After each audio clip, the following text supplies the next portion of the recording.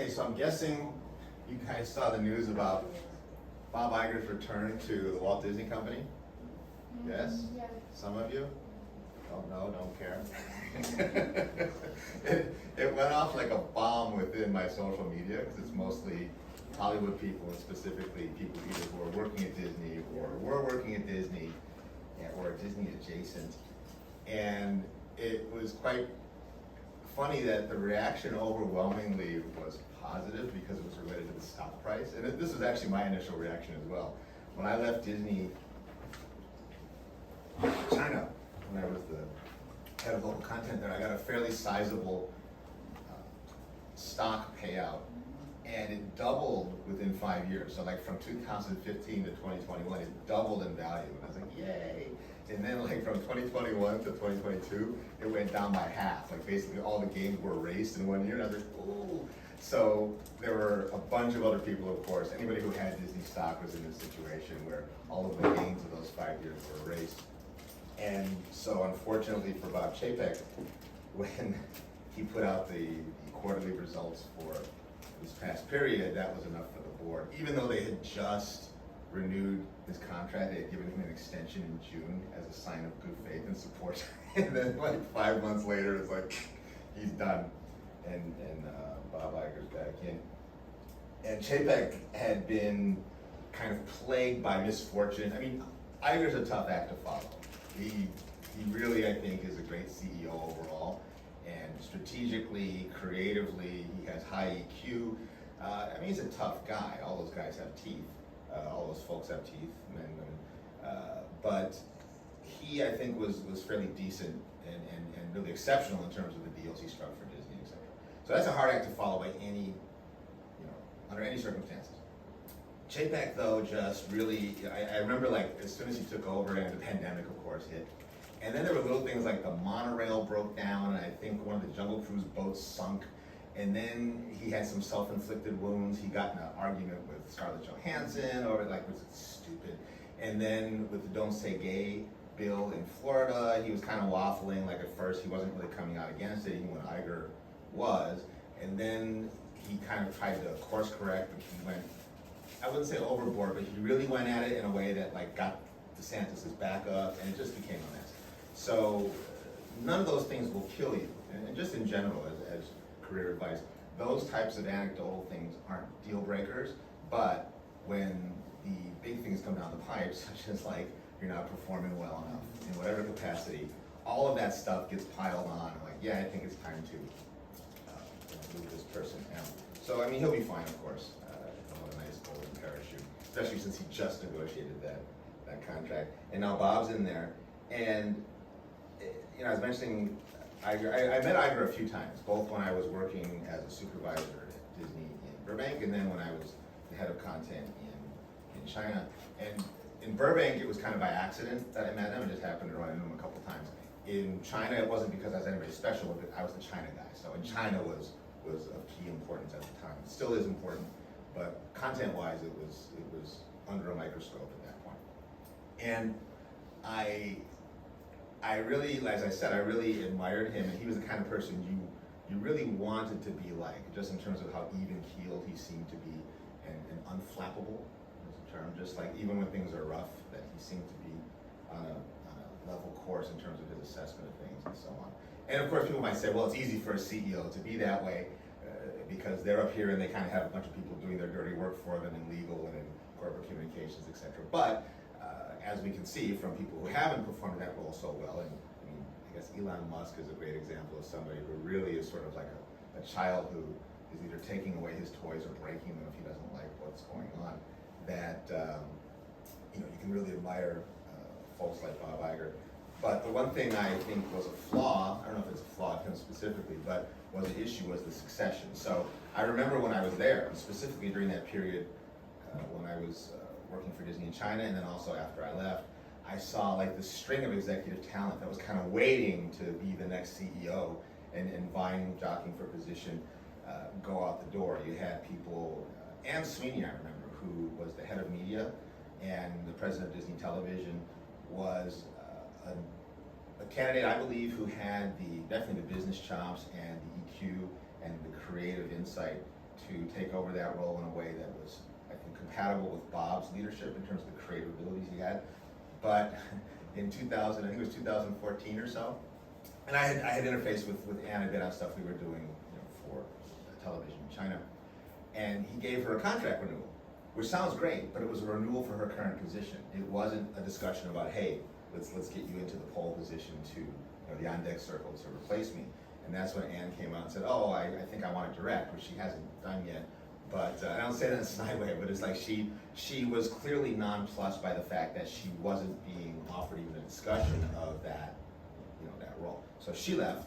And then you had people like Tom Staggs, who had been involved with parks and other departments, other areas, I shouldn't say departments, other aspects of the Disney ecosystem, and was really kind of being groomed as the heir apparent to Iger. I remember there was but Iger was hanging on.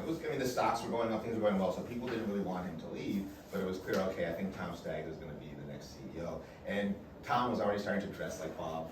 Like Bob had this sort of relaxed corporate style with the sweater and so on, and you start to see people start to dress like the person they want to emulate / replace.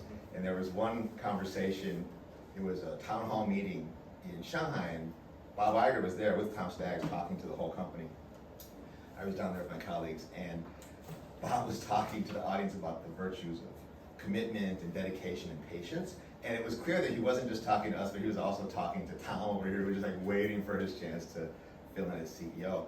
But then Tom ended up leaving by mutual consent. And the word was out that the board didn't have confidence in him. I don't know why. They thought maybe he didn't have enough streaming experience, who knows, but who did have enough streaming experience? So then Tom was gone. And you had people in there left like Andy Bird, who was my boss's boss. Andy Bird was in charge of Walt Disney International and growing the business pretty well, kind of a dark horse for CEO, but definitely somebody who wanted it. And they had a big restructuring, and suddenly Andy was out. This was also after I had left. So my boss had left, I had left, my boss's boss then was out. And it just kind of goes to show the machine, right? That in a corporation, it really is a machine where anybody at any level, including the CEO, can be out, as we saw with Chapek.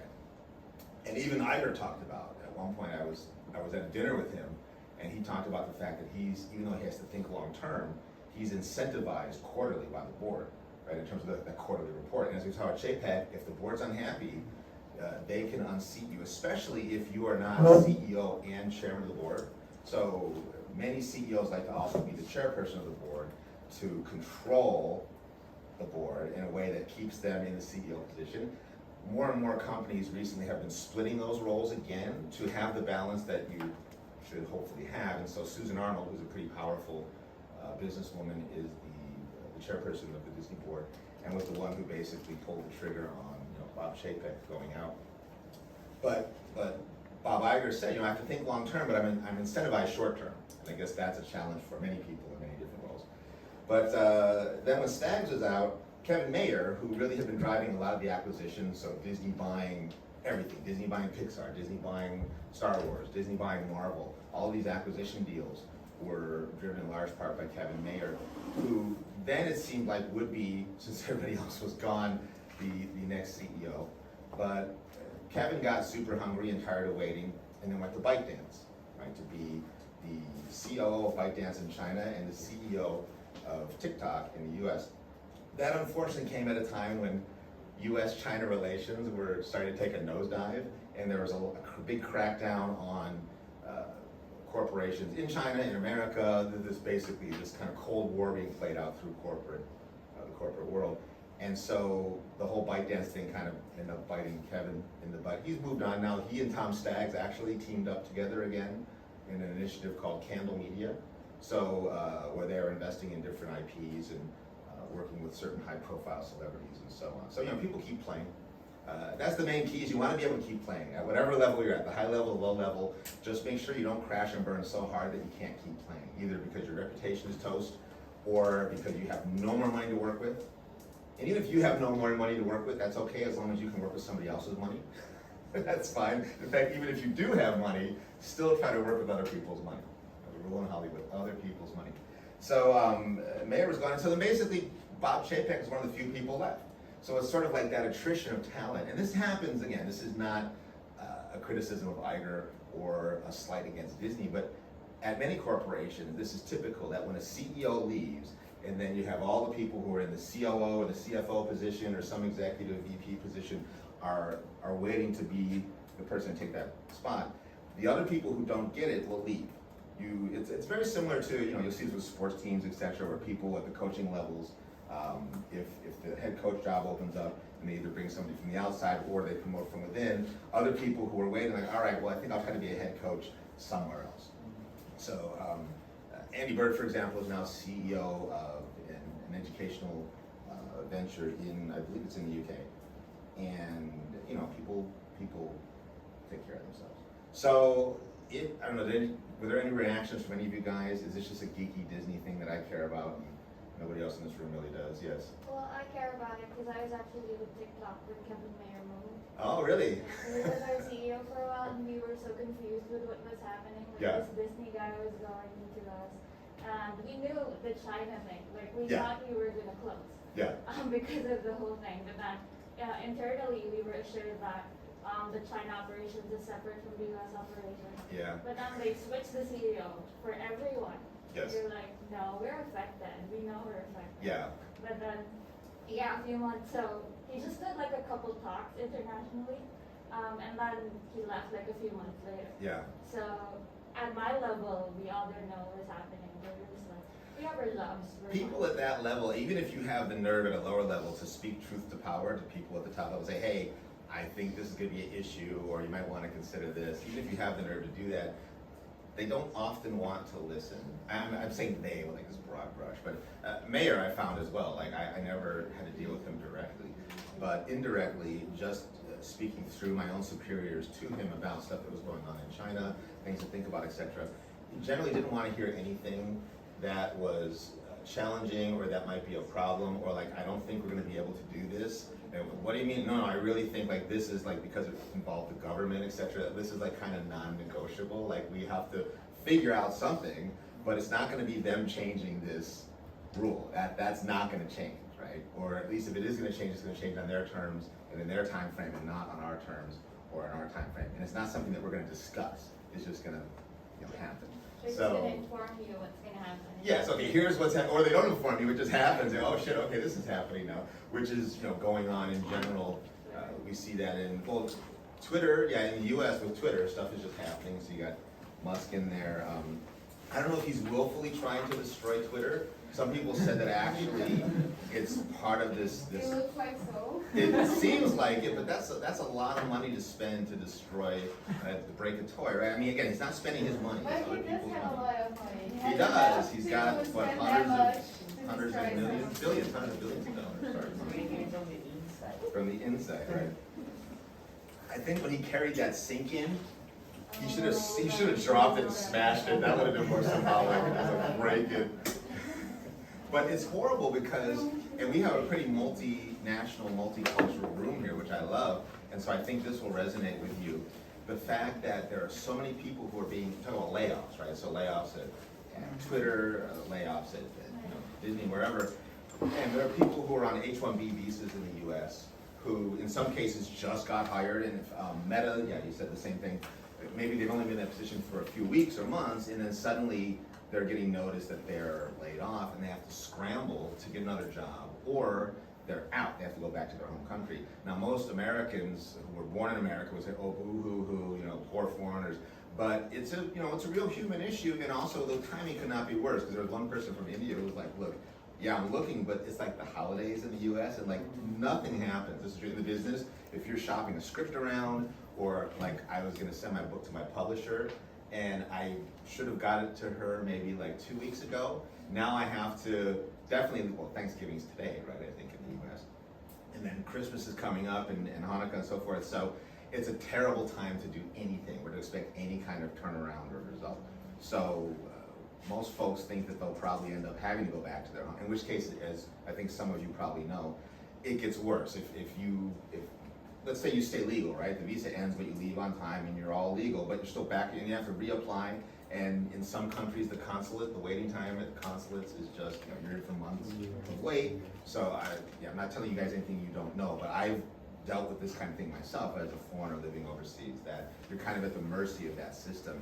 And something that in your home country is no big deal, like, I lost my job, I'll get another one, is, could be life-changing, especially if you have a family involved and kids in school. Yeah, so these kind of decisions, like, all right, we're gonna cut our workforce by this or that, really takes a toll. And of course, the executives out there, we know this is hard for everybody. It's like, well, you don't really know how hard it is for those people because you've probably never been in that situation.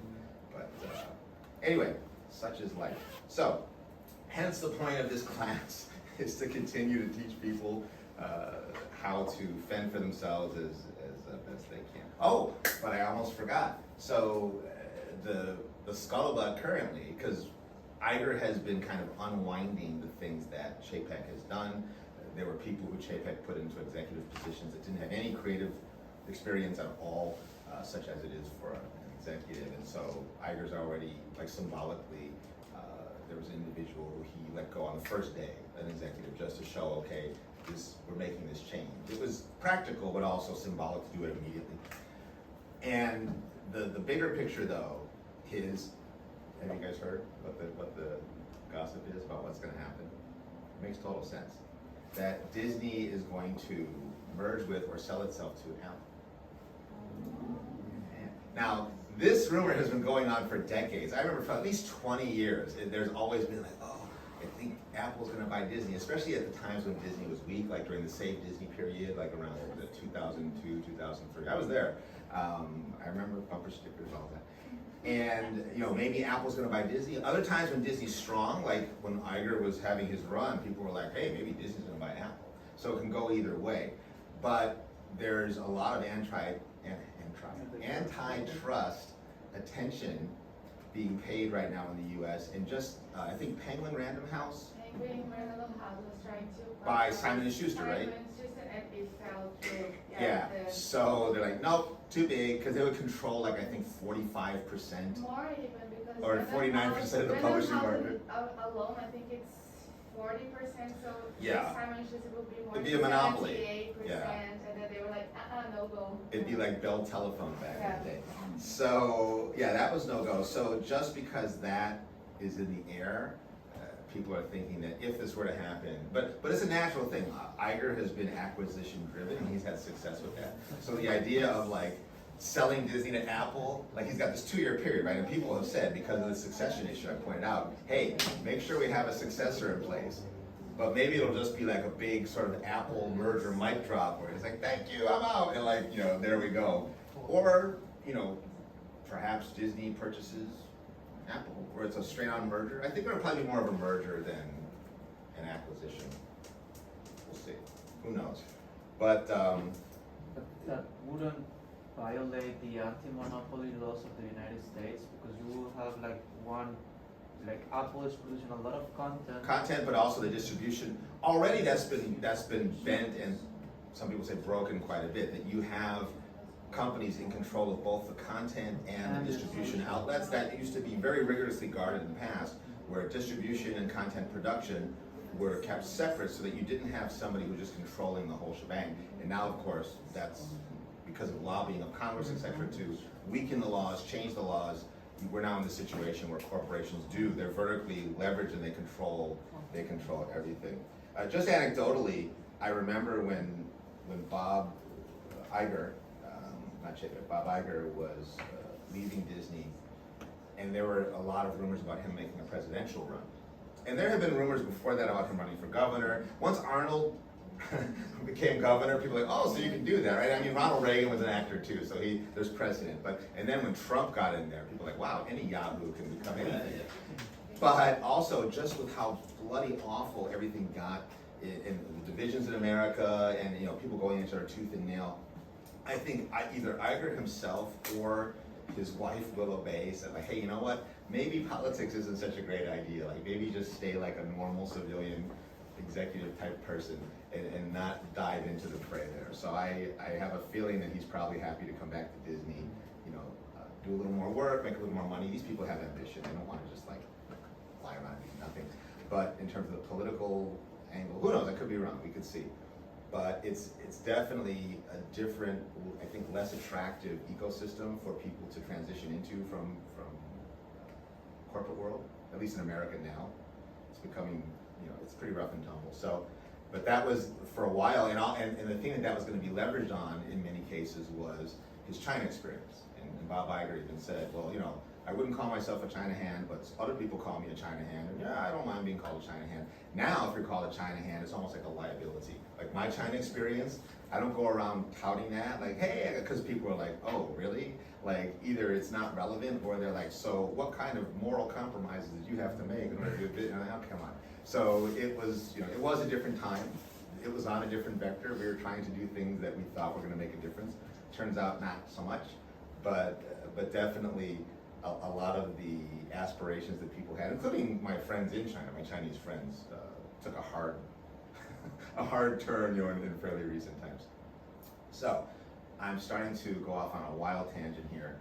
Let's get to our topic today, which is promotion. And speaking of Disney, we're actually going to look at what the King of Media does with their own approach to promotion, and then also dive down into some more viral guerrilla marketing approaches that are relative to people like us, independent creators who are trying to cut through the fog of war and get some eyeballs on what we're